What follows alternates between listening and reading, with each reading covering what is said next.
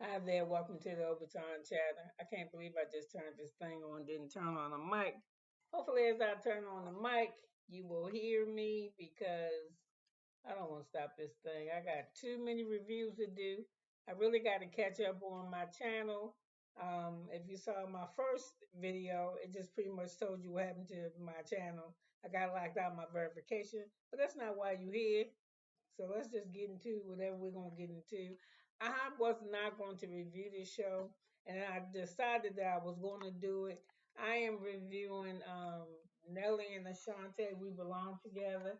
I clicked on it because I thought I was just going to see the first episode. I'm like, damn, I think they uploaded every episode. This want to see how good or bad it was going to do because they just kept coming to come. I wouldn't even go to the catalog where they got them listed because I mean I didn't want to watch 8 episodes of that. I just really did not want to do that. I will say this. I will say that I feel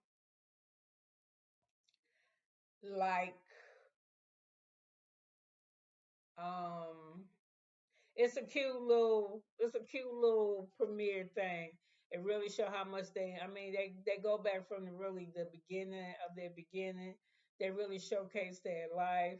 I really didn't think I was gonna like Nelly as much as I am liking him. I only watched like the first to the, the halfway of the third, and I was just like, let me just do this review because if I watch too many of them, then it'll be bam. So anyway, we all know that they used to go together like 10 years ago, 11, a long time ago.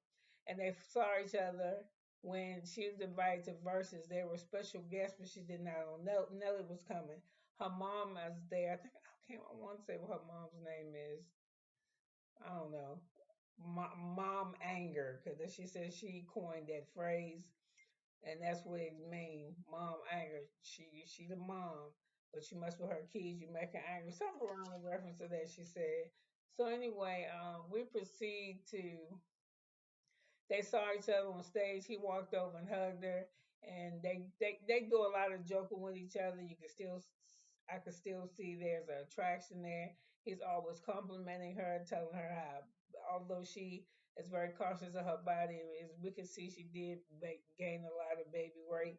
So she's very self-conscious, but she's so in love with her baby. And that's the one thing I will say to me, appreciating being a mother when you're older. No matter to me, no matter what age I was, I love my kids. But by the time I had my last baby when I was 35, I was more in touch with who I am. I think I became a better mother as I was older. And you can see that she's very overprotective because he's got kids, older kids. I think his older kids is 30. This is her first time having kids. This is her first time being married. Over these 3 episodes, I saw them discuss they do too much shit. She be tired because she do too much stuff. The baby now is at 3 months old, and they sharing everything, but they not. I gotta think about that. Why y'all cover up y'all babies' faces? I swear, if I seen her baby and Candace baby and probably the baby downstairs, and they was all around the same age, I wouldn't be able to tell who the fuck the baby was now unless the mama was holding it. I'm for real with that. I'm just like, who the fuck? I mean, I just don't know. They just look like babies, so you cover up their face, and I'm just like, oh, okay, whatever. I don't know. The only time I ever known people uncover their baby faces when I was coming up was when they was ugly. I'm not saying that that baby's ugly. I'm just saying, that one that had every time you see the baby, he be sweating like he be he be sweating so bad like a beat a Pepsi or soda, all that shit on that they didn't put the covers up under his face and then you pull the cover back and be like, woo. But most babies just look like babies. So anyway, they're sharing everything his 50th birthday, him going back on tour, being married, and I already seen the biggest crack in their marriage is where they're gonna live. Cause she New York, and I love New York site. The way they pronounce words, the way they talk, especially the men. I love New York speaking men. I just do. And it's probably because I'm from Baltimore. I just think they're so slick with how they talk. They're full of shit, but well, not all of y'all, but some of y'all. Well, a lot of y'all. But anyway, she from New York. She rep her New York. And he says St. Louis is his home, his connection, his base. What whatever each place holds in their heart for where they want to live, whatever it is that they need to be there, that reasons are exactly the same. Her family's New York, his is in St. Louis, his kids is in St. Louis. Her mama's there. Her mama's her best friend. Her whole family's there. And then, she really don't really, I think she don't really see it for that because Nelly let us know that he didn't really know what connectivity was in the family. Like our families like that. Like for instance, I don't. If you've been with me for a minute, I don't got no sisters and brothers, but I got sisters and brothers because I was raised with 7 cousins, right? And we all stair-step age. I'll be the first girl that was in the house. There was 2 boys than me. Well, anyway, we was talking because which I call her daughter, will actually be my second cousin, but we don't do that shit. She my niece. So I was like, she got a kid. She got divorced a couple years ago, and I was like, yo, what's gonna happen with the baby? Right? He ain't really a baby, like 4 or 5. And she was like, girl, he with his grandfather now. My sister is divorced as well, but she's been divorced for over 20 years. So anyway, he with his grandfather, but like the woman ain't really feeling it, the new wife, and we was like, what? And we was like, so what we doing? Cause she got it because of this shit that's going on. She on alert because she's in the military, and so she on alert for a year. She gonna have to go over there where it's hot as fuck, and then they going during the worst time of the year too. Oh, it's hot over there. So anyway, the kid ain't feeling it. So I was like, fuck that between us, because there's 6 of us living still now. Thank you God. What we finna do? Because if they ain't gotta be nowhere they don't want to be. You understand what I'm saying? Bring your ass. Who gonna watch him? Because we want to know. So, I'm just saying that's how we roll. And from what Nelly was saying, that's not something that he used to with his family. Like it sounds like these months, like the New Yorkers is ride or dying, and that's kind of like how we is from Baltimore. We ride or die. But at the same time, we ain't as toxic as the Krishans and them. You know what I'm saying? We wasn't nowhere near that shit, but we still kind of got that grimy ass mentality when it comes to some shit, even when it comes to each other. You know what I'm saying? We got love there. We ain't nobody. It's too many of us for one of us to be somewhere we don't want to fucking be, minus jail or the hospital. Because if you there, you gotta be. You understand what I'm saying? Oh, that's what I think. So anyway, and then her family ain't never been like that. They ride die. She don't want to move away from their family. So anyway, they staying in a place in New York. But Nelly, so I could tell this what the tension was. Cause she be rapping cute and shit. She be talking about how fast she is and shit. And she a little bit on the chunky side, but Ashanti ain't realized how cute she was. So they showing their life, like they showing her going back to work after the baby, her anxiety about it. What if I don't make enough breast milk? What if this? What if that? And Nelly like this much. Listen, you need to get your own road. But at the same time, Nelly said, hey, he don't tell her keep her ass on. He tell her get a nanny. This nigga say I'm rich. He said I'm rich and he is booked for life. Get a nanny. He's like, I ain't gonna lie, and I like that. You ain't got to pretend. Don't get on TV pretend like you ain't got no money to me. It was a lot of motherfuckers out there to see that.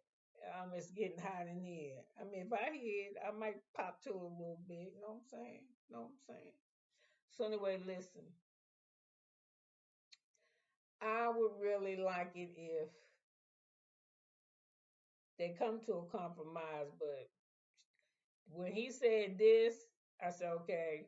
Because first when they was on TV, I was like, it must be for money. But if it's for money, it's kind of got to be for her bag, not so much as hers as it is his. I think it's more like her bag to me. That's what it look like to me. I mean, it's their money, but it look like he doing good. This motherfucker said, I'm rich. Get the nanny. She ain't say nothing like that.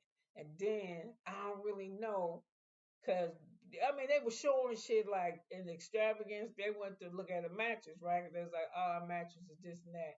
And I'm going to shit myself because I'm sitting on my shit. And they was laying on a mattress cost $76,000. You should see them say, girl, get your ass, you better roll your ass. He was funny. You better roll your ass up by this bed, girl. I ain't 76,000. He said, hell no, shit. She was like, wait a minute. And then when the salesperson told them that they had one that cost $1 million, man, I want to know what that motherfucker. It's not called mattress. It's called a sleep experience. I swear I want it. If I had a mattress that cost $76,000, I swear y'all, I probably never get out of that motherfucker. I probably had wheels on it and it had the walls and shit because it probably feel good. But could you imagine $1 million? I thought I was tripping when somebody was telling me that they paid like I was out of Oprah, but it was somebody like 30 years ago. They were sleeping on a mattress and it was like 40 G's, and I was like, what the fuck is that made out of? Well, anyway, you were seeing shit like that. They throw parties, and they might want to give them women over there a baton because he threw her a surprise party. They were throwing parties. Her party was cute and she had on pink and the vibe was pink, but I was like, how do you know to do her shit in pink and she wearing pink, but it's a surprise party? But I'm gonna leave it alone. Okay. But he had like calypso drummer, is that what you call him? Because she like island music, because I guess she from the islands. I think. I don't know. I hadn't asked. So anyway, but it was only just one person for that big ass event. I was like, he couldn't get the whole thing. It was the last minute. So anyway, she showed him having a party, showed him having a 50th birthday party, and she do it all in gold. And he said she really like to spend money on parties. And her jewelry is spectacular that she has on her ring.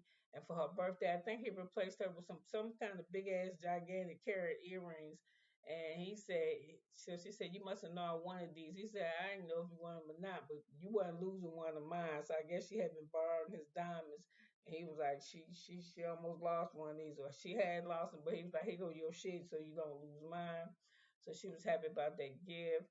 Then they talk about he got a little bit spoiled because he got shit to do and she want him to come get her. Then she got her mama just working on the phone with Debbie Allen, who I was very happy to see Debbie still being real active. Or at least she looked like she active in this. I think this was shot back in December around Christmas time.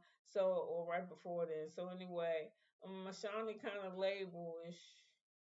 She like a lot of comfortable clothes. That I do like about her. I like that about them too. When they home, they take that shit off. When I see them housewives walking around there with them blouses on and all that bullshit, I be like, man, you know who the fuck wear that at the house? Come in here, take that COVID shit out, take off that COVID outfit, child, and put you on some comfortable clothes. Get your robe and headband, throw that wig off, whatever the fuck you got going on. Take off that damn them spikes y'all be wearing. That shit is how they do it. But long story short, just get comfortable. And she be looking comfortable in her house now. I don't know about all the hair on her head, but she be looking kind of cool. And even when they dress up in their confessionals, they're cute. But I'm gonna just tell you, that first crack I saw when that motherfucker said, I told you for KK, the baby got here, for I started fucking with you hard again, for we talked about anything. I told you from the jump, I wasn't moving to New York. So she going to St. Louis, so she might as well just stop fighting it. If she trying to keep her husband, she taking her ass to because that's where my all my shit is. I'm a country boy. And ooh, for his birthday, what's for his birthday? No, for Halloween they had a black cowboy party, and I found it interesting that he likes the history of the black cowboy because every time we see cowboys, the motherfuckers is John Wayne. We already know they like vanilla wafers.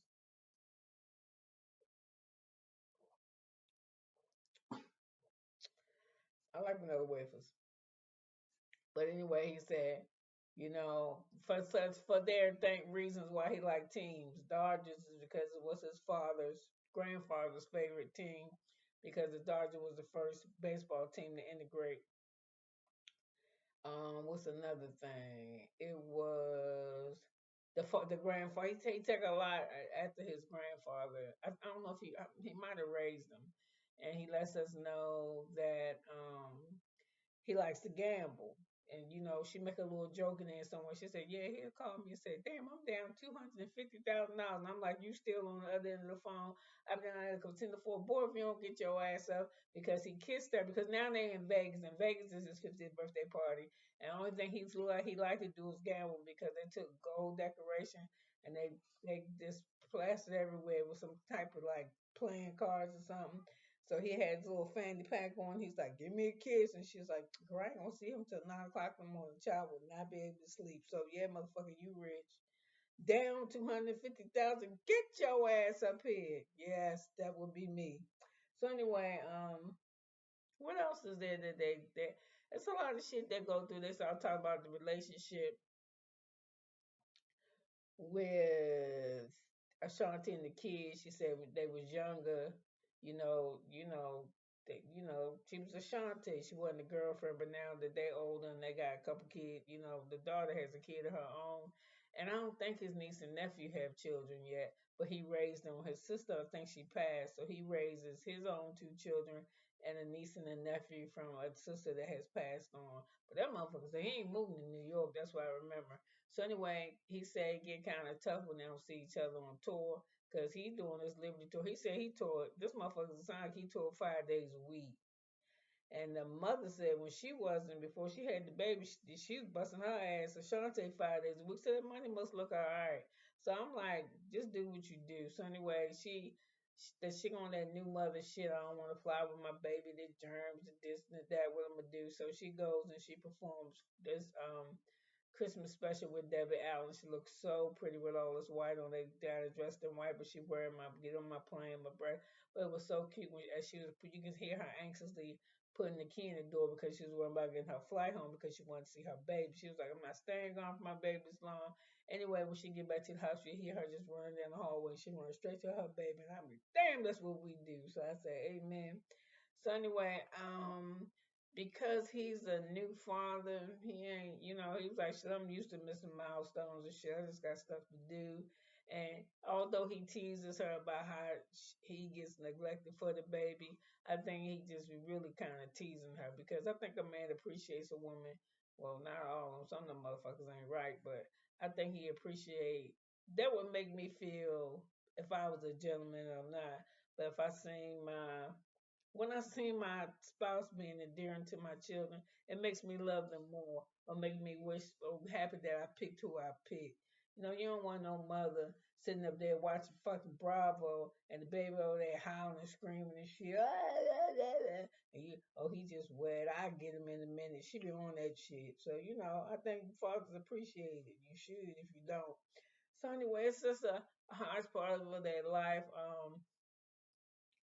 She like a lot of labels, but she not as bad as Shamir because Shamir just looks terrible. So anyway, she wanted to work on her body, and you see them really interacting together, and they really do appear as if they're really happy. But as happy as you can seem, you can still have some cracks. Like I said, that where the fuck is we gonna live is a big ass crack, and I think it's gonna be the biggest crack when he finishes with this tour. So we watch her sing. She got invited to sing the national anthem when the New York Yankees went to the World Series. She was happy about that and she won. He of course teases her because, he don't dislike New York, but he rep the South where he from. He talks to us about his mother and how he wanted to work hard, so he wanted to see her work as hard. When she got older, he didn't want her to have to do that, and she doesn't do that. Okay. And she doesn't do that because he take care of her. And he said he work a lot. We see him interact with Jermaine Dupri. She discusses her relationship with John Gotti. She tells us flat out, wasn't in a good place for John Gotti when he died. I don't understand the complications of a relationship. Like, was they fucking or they what? I don't know. I ain't gonna get it now. The man dead. Who even kids? She done moved on, got a whole new baby and everything. I don't think she'll have other kids though. She said her baby came out. He didn't come out like he was supposed to. He was in her sideways, so she had to get a cesarean. So he do the right shit. He tell him to care how big her thighs and shit get. He want to hope they stay big. That she's still the most beautiful thing him and she ever seen. And I'm sure she probably does. I'm sure she needs that encouragement. I think any woman would want to feel. You want to hear that shit from your man. And I don't know, her fucking ring is beautiful. So it's their life. It's their life together. It's gonna be on TV, so we're gonna see. Cause I think they let us know that they still get it in. Cause that's what they do. And I think that is his tour bus, cause he gotta take the bus from Atlanta and drive all the way up to New York to get her to bring her to somewhere. I don't know. She don't want to put her baby on no plane. I would just suggest she just wait till you get a little bit older, 6 months old, where she was more comfortable, because that breastfeeding and her boobies are huge up under them clothes. But I like Ashanti. I like Nelly. I like his family, really. You know, they wasn't who I was expecting. Actually, he the wild card to me and the family, because everybody seems nice. I really like their nannies. I mean, the whole ensemble of the people that's working together behind the family, everybody seemed real cool, like to get along with each other. I really connect with her mother, because her mother be cussing like, "Hey, hurry up, get your shit on the roll. It's hot as shit in here." Or, she tell you don't fuck with my kids. Or how she said when Ashanti did verses and she was there, and she called and she said she seen him. She said, "What the fuck this motherfucker doing here?" Or something. She called it, "This motherfucker." She was like, "Who?" And she's like, "Fucking Nelly. Who said he was supposed to be here?" But she said she cooled off of it. We ain't cool when somebody hurt our baby. But when you see that the motherfucker that hurt that baby, and now your baby is like over this motherfucker glowing, because you know your kid, this who she want to be when she love, and it's what make her happy. You gotta swallow your shit. And it's like the mama did that, like she's giving Nelly a chance to take care of this. So anyway, I don't know. Probably like only 8 series in this, so I probably will watch. I'll probably watch it, skip a couple, because like I said, it's been pretty good stuff so far. The heaviest thing has been her going back to work, her dealing with putting that in her life, because she loves music, she loves performing, but she said don't shit outweigh her baby. Bam, Krishan. And I mean, I don't know nothing about Krishan, but they be dogging her about her fucking baby. So I'm like, I hear her say her part, but she's just one of her, and a million fucking people saying how bad you be fucking up, girl. So you might want to take some notes, you know. So, what else was there about this show? I don't know. I just seem to like it okay, and Ashanti seems authentic, and they do their love scenes like it's what it is. And I like that he ain't no Charles, but he funny. And I'm talking about another. So listen, you could have been anywhere in the world, but I'm glad you're here with me, and I'm just gonna tell you, if your business pays me monetary blissness, this way I'm probably gonna be talking about your ass, because we deal with everything over here. But no disrespect, no harm to nobody. We just all got opinion, and sometimes our shit ain't gonna be the same. But that's okay though, cause we okay. So listen, I love you. I'll be back with a video in a little bit for you. I think I'm gonna do the value. It's gonna get this dark ass demon shit off of me, because I'm sick of Jax. Anyway, thanks for being here. Bye.